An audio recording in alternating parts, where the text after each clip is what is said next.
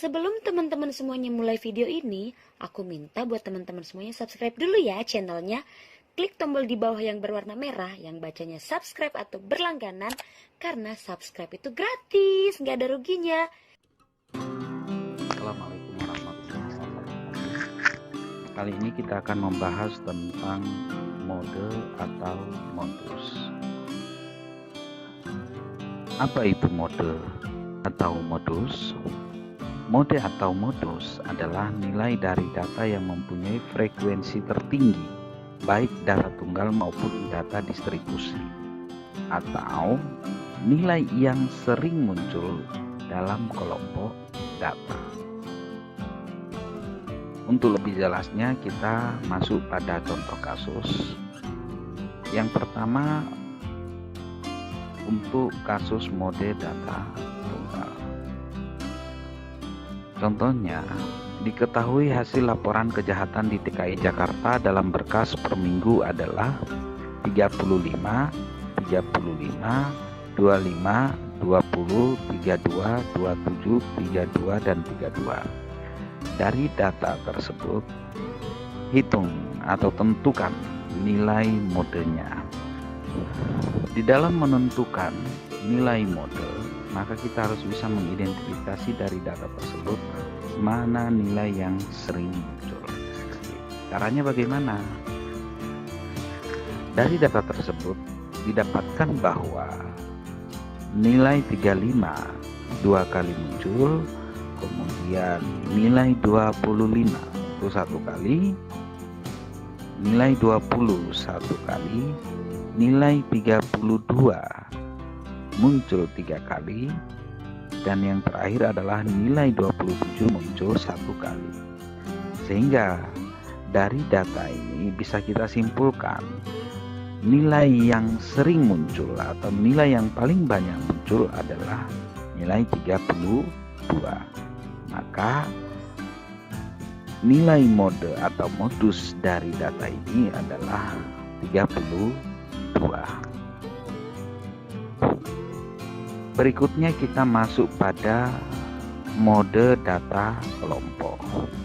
Di dalam menghitung mode data kelompok, kita menggunakan rumus MO sama dengan BB plus P dalam kurung F1 dibagi F1 plus F2. Kita lihat keterangannya. MO itu adalah nilai mode, kemudian BB adalah batas bawah kelas mode, P adalah panjang kelas nilai mode, kemudian F1 adalah selisih antara frekuensi mode F dengan frekuensi sebelumnya, atau notasinya FSB, frekuensi sebelumnya. Kemudian F2 adalah selisih antara frekuensi mode F dengan frekuensi sesudahnya. Oke, untuk lebih jelasnya kita masuk pada contoh kasus. Diketahui nilai ujian statistik yang diikuti oleh 70 mahasiswa. Berapakah mode kelompok nilai statistik tersebut? Data sebagai berikut. Oke, ini adalah data 70 mahasiswa yang mengikuti ujian statistik. Dari data ini kita lihat nilai intervalnya 60 sampai dengan 64, itu terdapat dua frekuensi atau dua mahasiswa.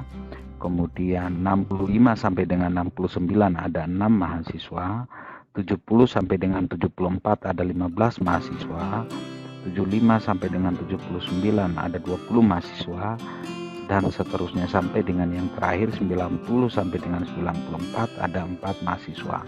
Total keseluruhan mahasiswa yang mengikuti ujian adalah 70 mahasiswa. Oke, bagaimana langkah-langkah di dalam menghitung nilai mode kelompok ini? Oke, yang pertama yang harus kita tentukan adalah mencari frekuensi F mode. Jadi dari data ini kira-kira frekuensi mode ini terletak pada interval keberapa. Nah, mode ini adalah nilai yang sering muncul, sehingga kalau kita melihat dari nilai frekuensi ini, nilai yang sering muncul atau nilai yang tertinggi itu adalah 20, sehingga F sama dengan 20 terletak pada interval yang keempat, 1, 2, 3, 4. Kemudian kita mencari batas bawah kelas mode. Batas bawah kelas mode, kita lihat 75 adalah nilai terbawah dari interval 4 ini, atau interval di mana mode berada. Kemudian 74 adalah nilai tertinggi interval sebelumnya, sehingga untuk mencari batas bawah adalah 1/2 74 ditambah 75, ketemu 74,5. Berikutnya adalah kita mencari nilai P atau panjang kelas mode. Panjang kelas mode 75 sampai dengan 79 adalah 5. Dari mana 5 itu kita hitung saja. 75, 76, 77, 78, 79, hingga nilai P adalah 5. Berikutnya kita menghitung nilai F1. F1 ini adalah selisih antara frekuensi mode dengan frekuensi sebelumnya. Berarti nilai F1 adalah 20 dikurangi 15, ketemu 5. Kemudian kita mencari nilai F2-nya. F2-nya bagaimana? F2 ini adalah selisih antara frekuensi mode F dengan frekuensi mode sesudahnya. Berarti 20 dikurangi 16, ketemu 4.